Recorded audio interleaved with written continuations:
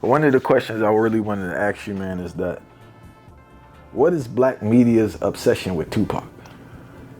As a Tupac fan, I think the obsession is rightfully earned.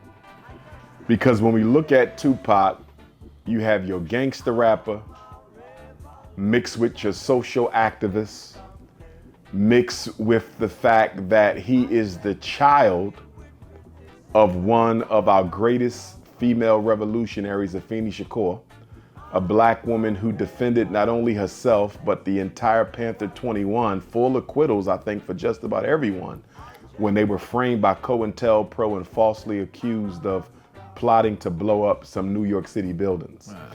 Pregnant with Tupac, she goes into court without a law degree and successfully defends her entire organization. Stepfather in Mutulu Shakur, who just passed away, I actually saw him speak live, not in person though, but by way of webcam at a program held at the University of Pennsylvania's Rotunda in West Philly about 2 months ago. He died shortly thereafter, so I'm thankful I had a chance to just hear the brother speak. But nonetheless, he's the child of iconic revolutionaries, the greatest rapper alive at the time, I would say of all time. I think you don't get a more socially conscious rapper than Tupac. I don't know of one. And I think Tupac embodies all the contradictions of young black malehood. The materialism, the love of black women, while at the same time, some exploitation of them. You know, gangster, but also social revolutionary.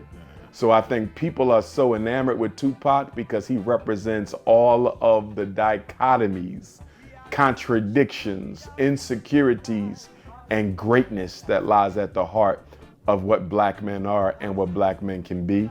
And I think people often fathom over where he would be had he been alive. Like even myself, I say, imagine if me and Tupac would have been able to work together at this time. That would have been amazing. Not saying that that would have happened, but I just think Tupac represents too much of what life as a black man is and what life as a black male activist was for people to ignore him. And not to mention his style of rap was very unique. I don't know what to call that style of poetry, but it's a very difficult type of a poetry. He flowed from his gut, from his heart was in his music, meant every line, very truthful. I mean, I think Pac the GOAT. I think Pac the GOAT. Make you laugh, make you think, make you smile, teach you a little bit. I still remember when he died, my father came to my dorm room, Millersville University. I think my girlfriend was in the room with me at the time. Did I let him in the room? I don't remember. She was in the room though, so I don't know if she just stayed under the cover or whatever. But he came, it was family day, so it was a big football game. Family day, Millersville University. And he said, your boy dead. And he said it very sarcastically because he didn't like Tupac. He said, yeah, you know your man dead. And I'm thinking he joking, right? Because I follow everything. I was on the source. And I turned on the TV, Tupac Shakur died yesterday. I said, wow. So he either, I forget what time of day he died, either died the night before Family Day or he died on Family Day. He died the night because they made the announcement we were at the skating rink. It was the evening? Okay, so he died the night before Family Day. You know what I mean? So that was touching though, because I was Pac. When I say I was Pac, I was Pac. I remember he's supposed to come perform in Philadelphia at the Man Music Center, have my ticket. I'm gonna go see Pac, and guess what? I think, was Edwin Delta Mayer or John Street or Michael Nutter? I forget, but they canceled it because they said it might be violent.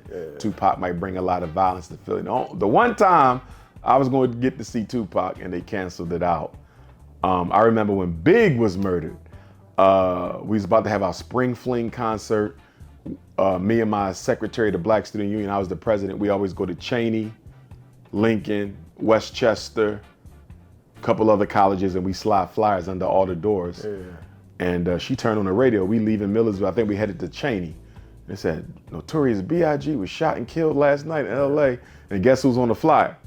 Little Kim and KRS-One. Crazy. So obviously, because of Kim's relationship with Big, she wasn't doing no show at that time. She was mourning. So we had to cancel Kim, and guess who we put in her spot? Sean Carter. So it was KRS-One and Jay-Z for our Spring Fling concert. Yeah, that's crazy. Yeah, man. So Tupac, I still listen to Pac. He get me hype. Yeah. You know, the message. I'm just a Pac dude, man. I'm Pac. So I was I know I was criticizing like modern rap recently for like being very dark, but I was listening to Tupac 783 recently. yes, sir.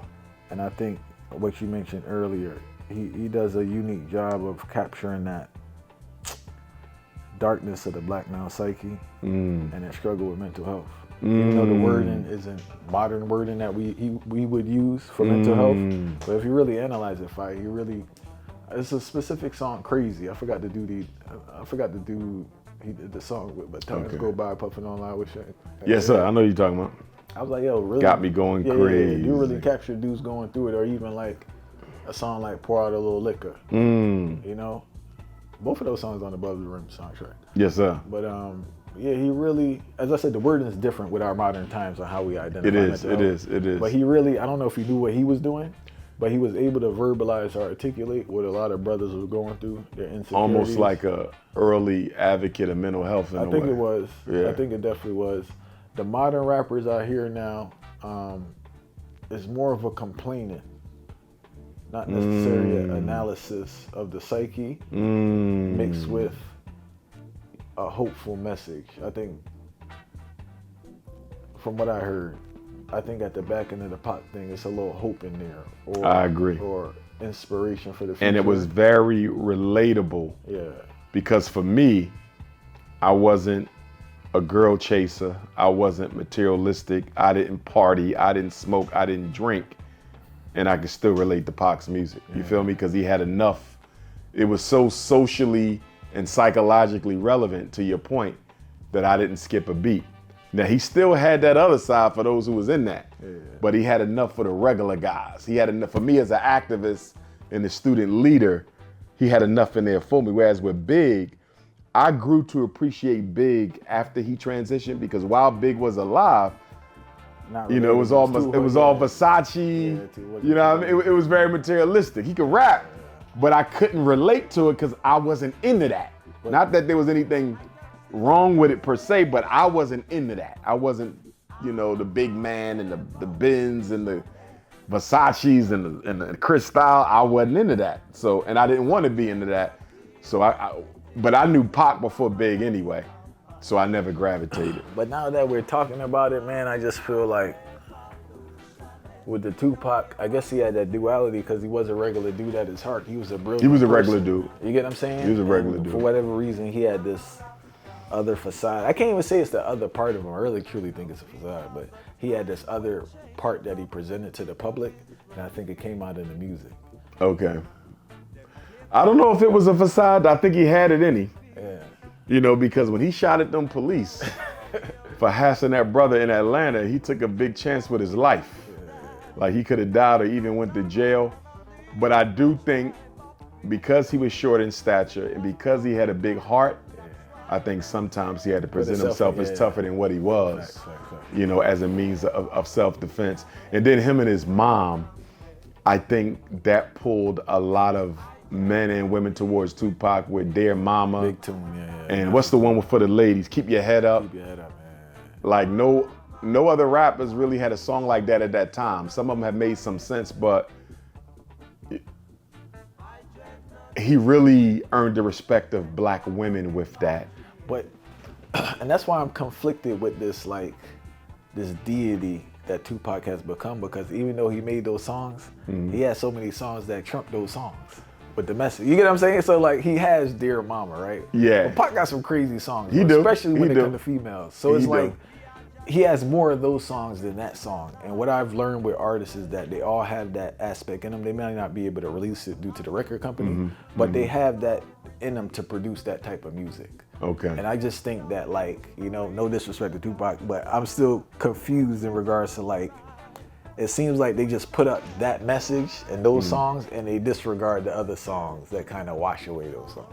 I see what you're saying, but in my analysis of Pac, I don't dismiss any of it. I got you. You know, I can hold him accountable for the garbage, And I can also give him his flowers for the constructive messages that he put out. And I think they were both symptomatic of not only who he is, but who we were as young black men.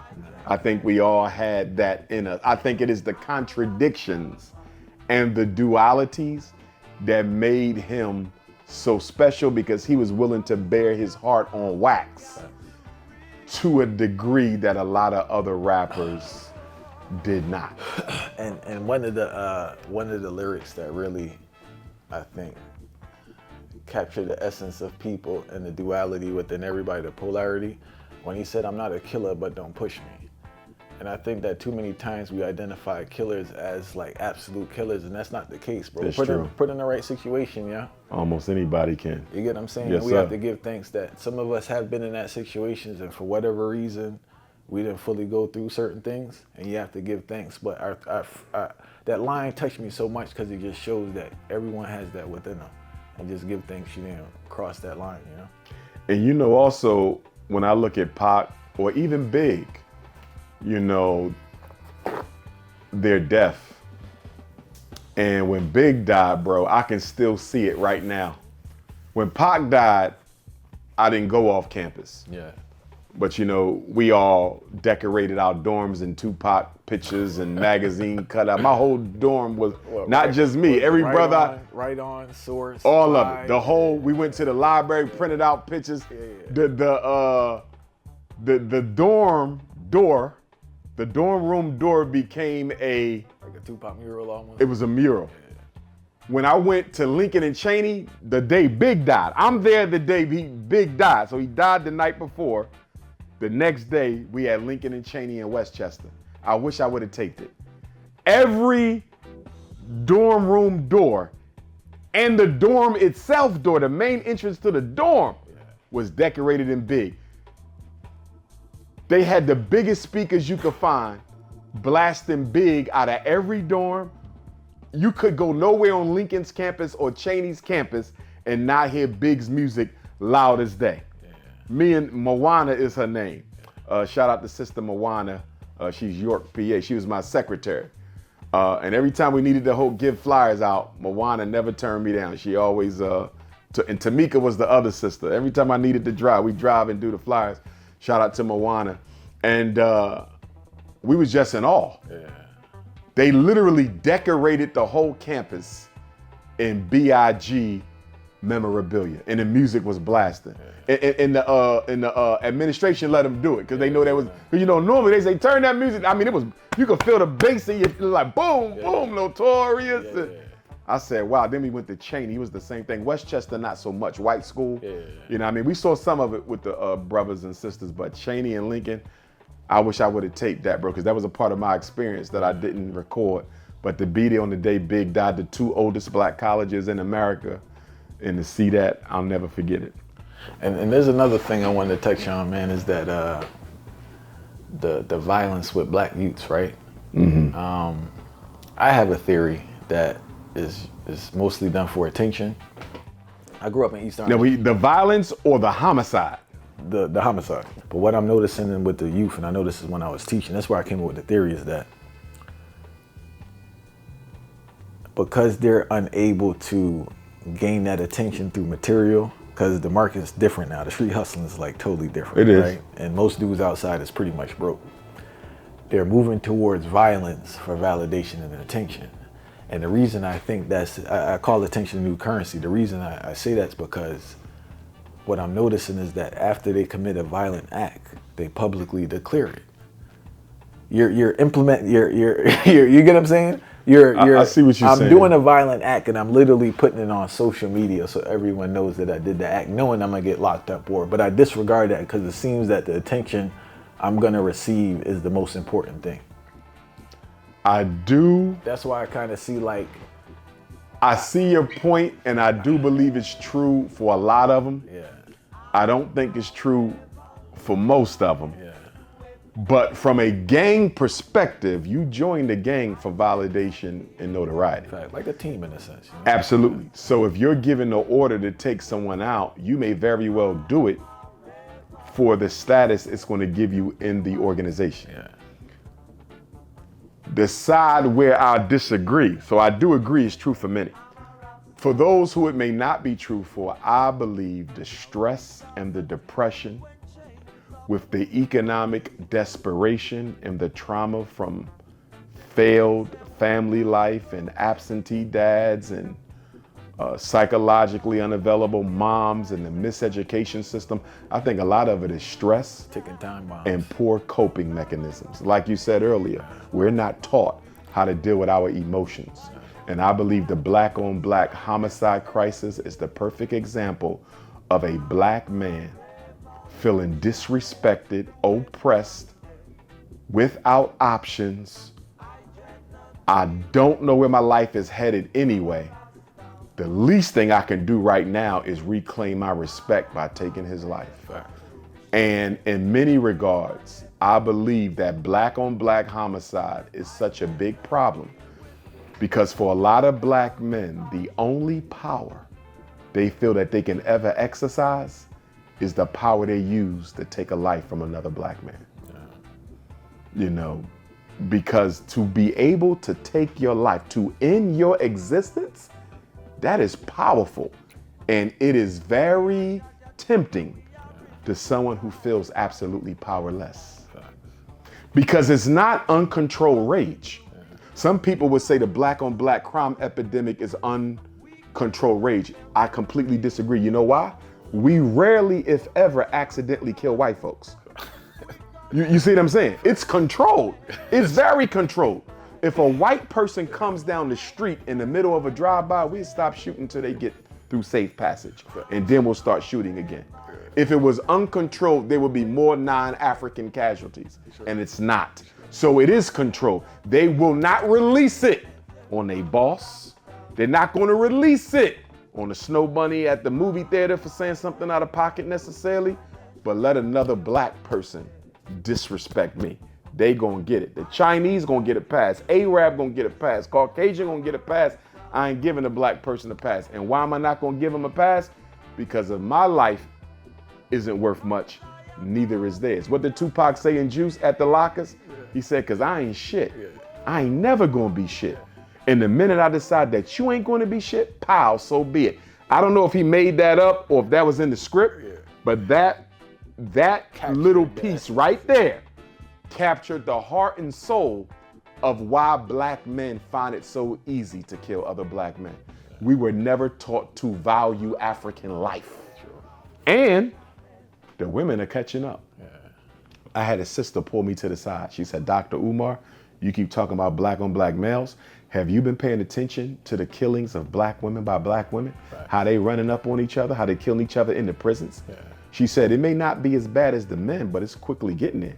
She said, you better start spending more time talking about black on black female homicide because it's catching up. And a lot of the black on black male homicide is female instigated. Big time, bro. So, you know, that ego, man. The only thing worse than a big ego is a scarred ego.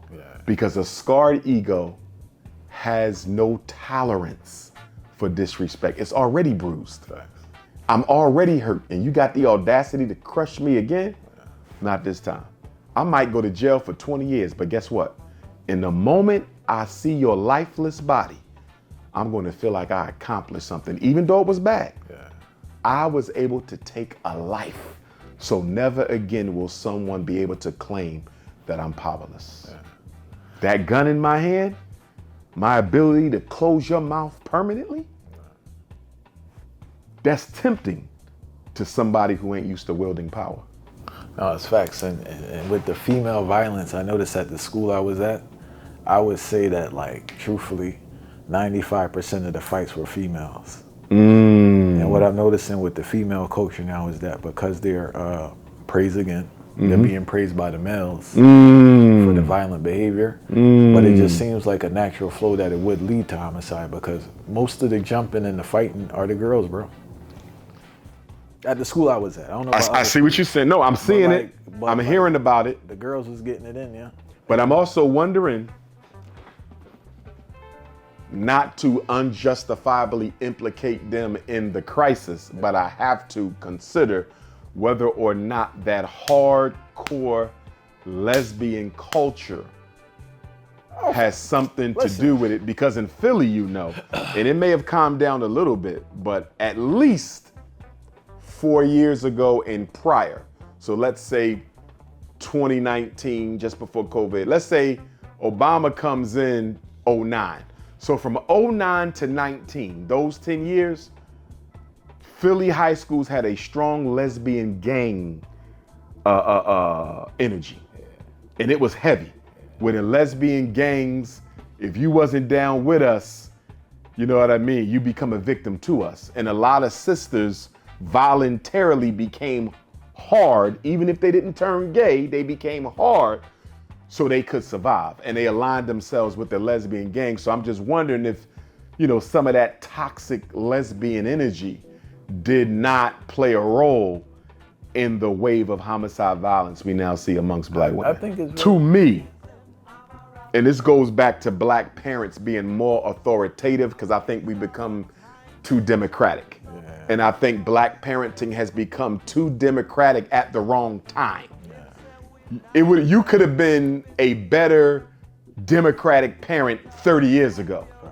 But now, with all these agendas they pushing on our children, this is not the time for black parents to be letting their children make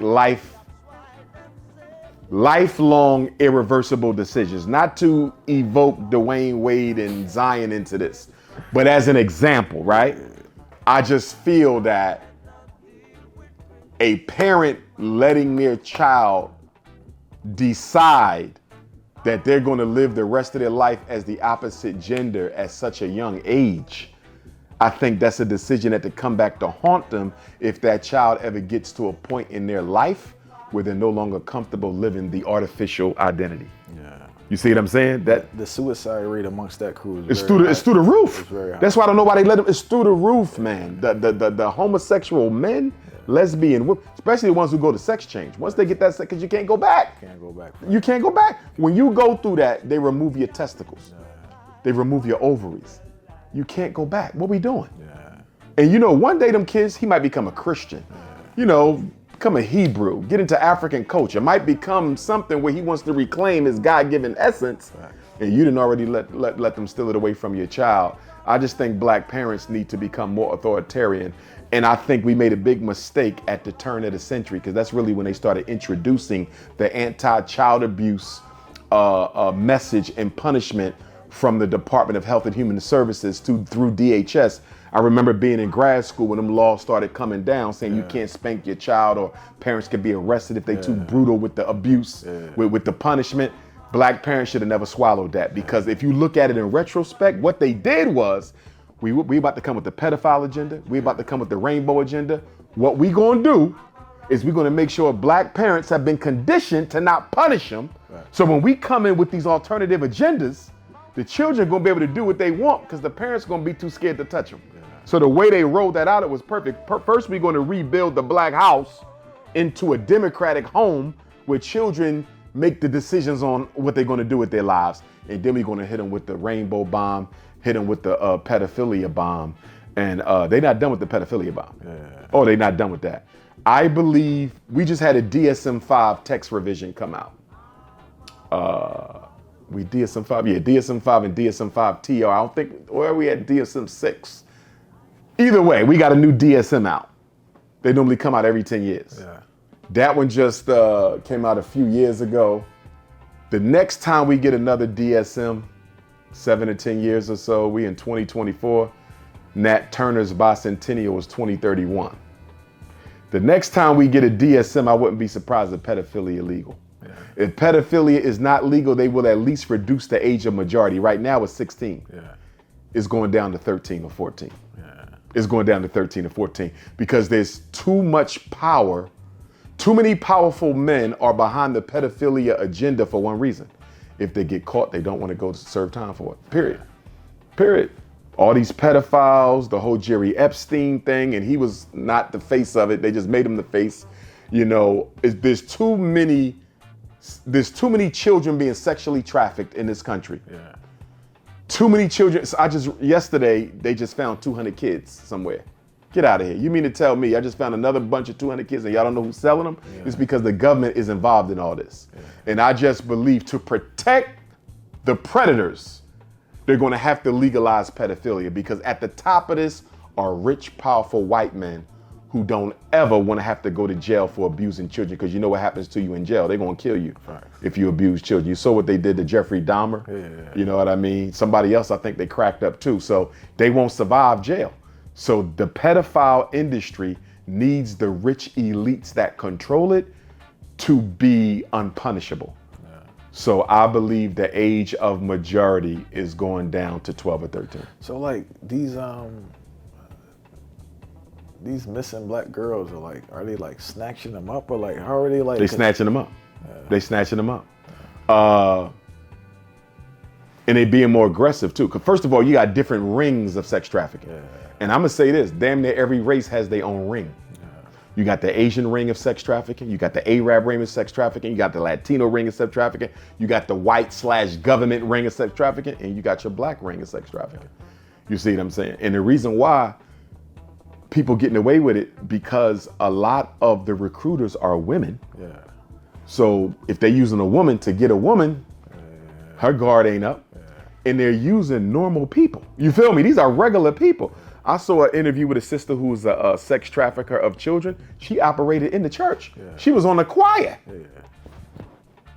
She said, and they was like, you didn't feel bad? She said, yeah, I felt bad, but I was getting paid to do this. And I think she was also under threat. Yeah. She was being paid. They told her that if she ever blew the cover, she might die. Yeah. So they gave her an offer she couldn't refuse. She operated in the church. Yeah. And guess what she said? She said it's easy to get black kids because most of them come from single homes. Facts. And they're looking for somebody to do what? Spend attention. Money and attention. She said it's easy to get the black girls. They don't have a father. So there's really no accountability in the home. Yeah. The mother too busy paying the bills. And they thirsting for what? Validation. Yeah. And then in the black community, the average age of a male sex trafficker, I think, is something like 27, 25, 27. So think about our girls, right? 15 to 17, looking a little older, 15 to 17. They're going to be attracted to what? 19 to 21. He 27, but he looked 21. So the first thing he do, he game her up. They spend a little bit of time together. Next thing you know, he give her a drink. She fall asleep. She wake up in the back of a ship somewhere headed to Dubai. I want to ask you, man, like when you do these podcasts, bro, you don't think like they don't show your brilliance due to the questions that they ask you, some of the topics you have to cover? 'Cause I know you have to answer what they ask you, right? And sometimes it's just like, and I understand you there, but do you think like it's not really showing the world your intellectual brilliance due to the topics you have to talk about? Without question, I would say that my interview time could have been better spent.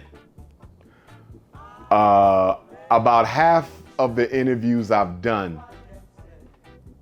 over these 14 years of being global, I ask myself, why didn't they ask me better questions? Yeah. Sometimes I walk away and say, hypothetically, we got an election coming up. Yeah. You ain't gonna talk on that. You know what I mean? Or anything critical, or you know, they just outlawed this. You ain't gonna bring that up. Like, are we gonna focus on the sensationalism so much that we're not even gonna tackle the critical issues that are relevant to black people taking place right now? So sometimes I'll be a little offended that we didn't get in more progressive conversation during the interview. I expect the sensationalism though, because people want to know. I know they want to know what I think about this and what I think about that, which is cool. But it would be good if there was more balance.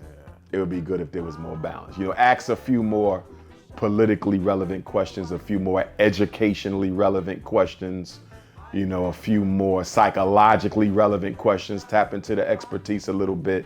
Because I have done interviews where the interviewer asked me the same questions as the interview I just did. No, I go for it. I see. I'll be like, wait, bro, give me something new. Like, it could be 2 or 3 questions, but don't do the same thing.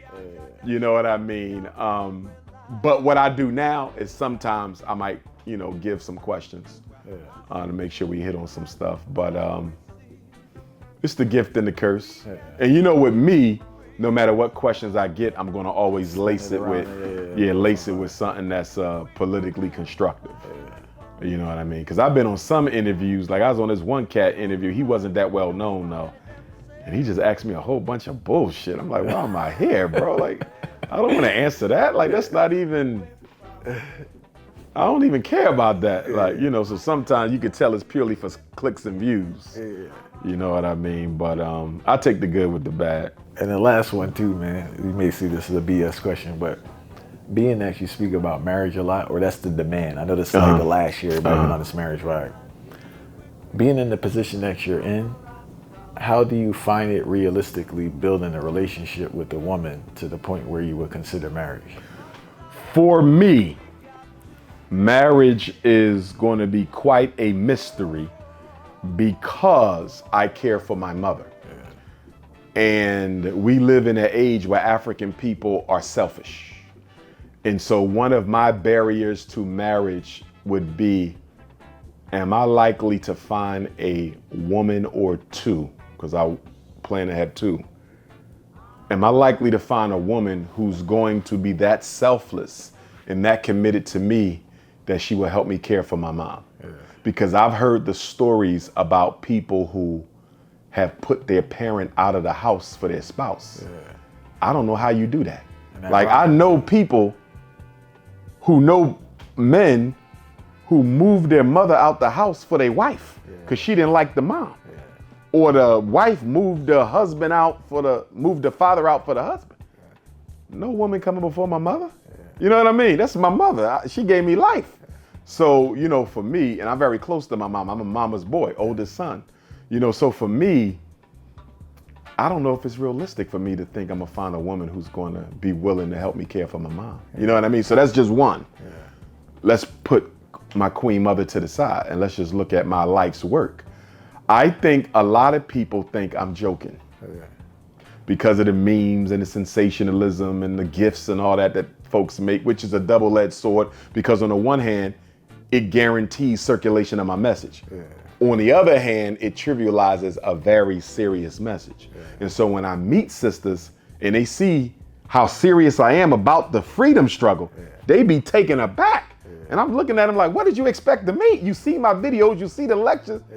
And I still think that they thought that it was an act. Because a lot of brothers in the conscious movement, it is an act. You know, they're not really serious about liberation. But I literally live it. It's all I've known since the 4th grade, right? This is who I am. My relationship to Frederick Douglass, I take that seriously. Even though he's only a cousin, I take it seriously. And so what's the likelihood of me running into a Betty Shabazz or Amy Garvey or a Winnie Mandela or a Anna Douglas? You feel me? Them types don't come around that often no more. And that's what I'm probably going to need to hold me down. Now, I got a lady friend, nice lady friend. And I think she can hold me down. If she play her cards right, she'll be one of the queens for sure. But it is tough because most women have never dated a man who's unapologetically committed to the liberation of his people, even more so than his own life. But I think more than that, just like committed to anything. You know what I'm saying? Well, but the brothers be committed to music, they be committed to sports. You see what I'm saying? They be committed to making money, but to be committed to something from which you don't directly benefit, I don't think a lot of them are used to that. And when you meet sisters, and this is where the celebrity part of being Dr. Umar also works against me, because I think they think I just want like a video vixen or something. Like they just, cause you know with a rapper, you just gotta stand on their arm. Athlete, you ain't gotta do no work. You just gotta be pretty when they call on you. Be ready. That ain't my life. I'm about helping people, saving people, struggling for our people. I don't need you to look good. My wife don't have to be physically attractive. If she got the mindset and the commitment and she about her people, I could deal with an average sister. She better know how to cook, but I could deal with an average sister. I don't need the beauty queen.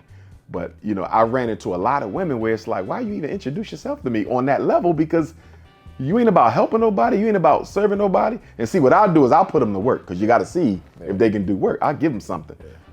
And there's nothing more disgusting than to give a woman you attracted to a job to do for the people and they screw it up. And now you got to drop them because now you couldn't even do this. This simple thing, you couldn't even do this. How you going to be my wife? Come on. It's over. It's been a good journey though. You know, if somebody was to ask me, what do you regret the most? Looking back 14 years now, you know, globally, 25 years now, totally, I would say I should have cataloged more of my work. There's the travels. Yeah, man. Especially the debuts, man. My first time in Jamaica, my first time in Detroit, my first time in London. Them first ones, they were classics and I have no record of them on film.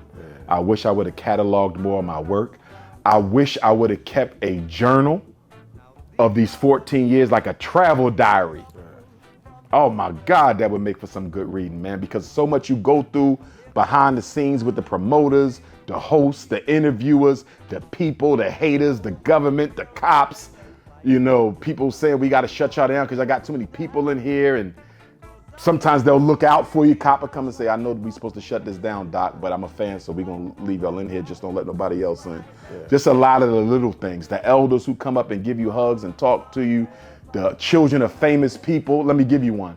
I was in Savannah, Georgia for Juneteenth, like 2 weeks ago, right? I dropped off the rental. I'm walking through the airport. This brother runs up and gives me a hug. Short brother, but I could tell he was from the continent. He said, keep doing what you're doing. I'm Sheikh Anta Diop's nephew. That's crazy. And you know who Sheikh Anta Diop is, right? I said, what the fuck? He looked at me and said, yeah. I'm watching you. I'm like, damn. Like, that's something I wish I would have caught.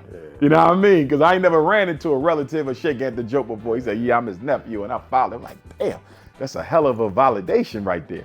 But a lot of that, I didn't catch it. Like, what I should have done these 14 years, I should have had a cameraman with me. You know how you say travel with security? I should have traveled with a cameraman because I would have a whole library of some real good footage.